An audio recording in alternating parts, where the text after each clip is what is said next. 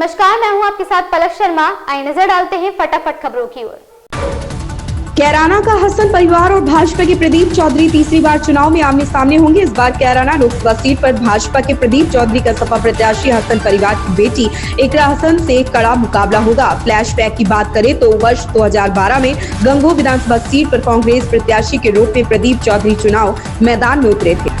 Super Tuesday यानी 5 मार्च को हुए प्राइमरी चुनाव में डोनाल्ड ट्रंप और जो बाइडेन ने लगभग क्लीन स्वीप करते हुए जीत दर्ज की। रिपब्लिकन पार्टी में ट्रंप को चुनौती दे रही एकमात्र उम्मीदवार निक्की हेली ने भी बुधवार को सुपर ट्यूसडे के नतीजे जारी होने के बाद अपनी उम्मीदवारी वापस लेने का ऐलान कर दिया, जिसके बाद नवंबर में अमेरिका के राष्ट्रपति पद के चुनाव में जो बाइडेन का मुकाबला डोनाल्ड ट्रंप से होना लगभग तय हो चुका है।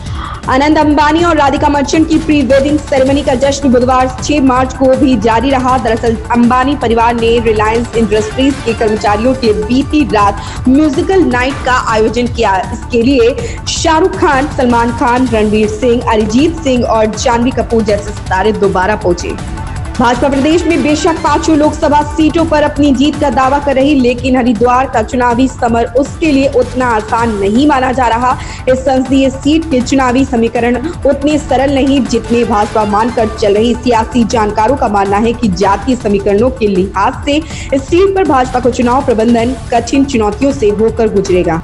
सशक्त नारी समृद्ध नारी कार्यक्रम के अंतर्गत मुख्यमंत्री के रोड शो को देखते हुए कई मार्गों के रूट बदले हुए रहेंगे। विक्रमों के रूट को भी बदला गया है। हालांकि यह डायवर्जन आवश्यकता अनुसार ही किया जाएगा। मसलन यदि भीड़ बढ़ी तो रूट को छोटा या डाइवर्ट किया जा सकता है। इसके साथ ही कार्यक्रम में भाग लेने आ रहे लोगों के वाहनों के लिए पार्किंग भी निर्धारित की गई। रूट डायवर्जन व्यवस्था दोपहर 1 बजे से कार्यक्रम समाप्ति तक लागू रहेगी।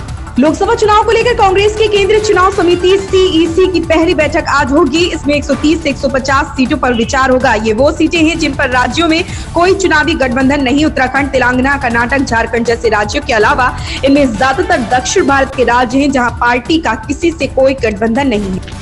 ईडी ने कथित दिल्ली शराब नीति मनी लॉन्ड्रिंग मामले में समय पर पेश नहीं होने को लेकर सीएम अरविंद केजरीवाल के खिलाफ फिर से शिकायत की। दिल्ली की राउज एवेन्यू कोर्ट ने समन का पालन नहीं करने के लिए ईडी की दूसरी शिकायत पर अरविंद केजरीवाल को नया समन जारी किया।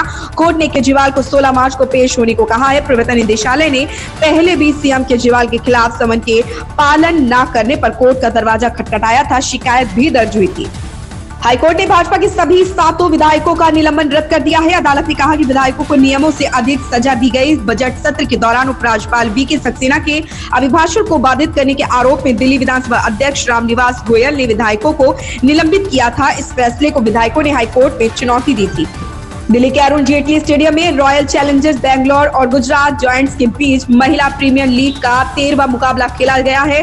गुजरात ने इस मैच में 19 रन से लीग की पहली जीत दर्ज की। आरसीबी के खिलाफ गुजरात जायंट्स ने दमदार प्रदर्शन किया। पहले बल्लेबाजी और फिर गेंदबाजी में टीम ने कमाल किया। बेत मुनी ने की अगुवाई वाली टीम की इस लीग में पहली जीत। गुजरात ने मंधाना की टीम को 19 रन से हराया।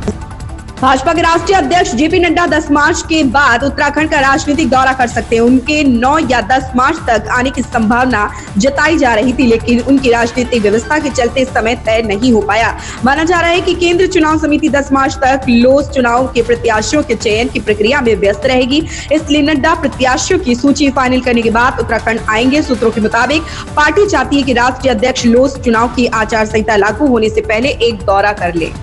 इन खबरों में बस इतना ही। बने रहें हमारे साथ।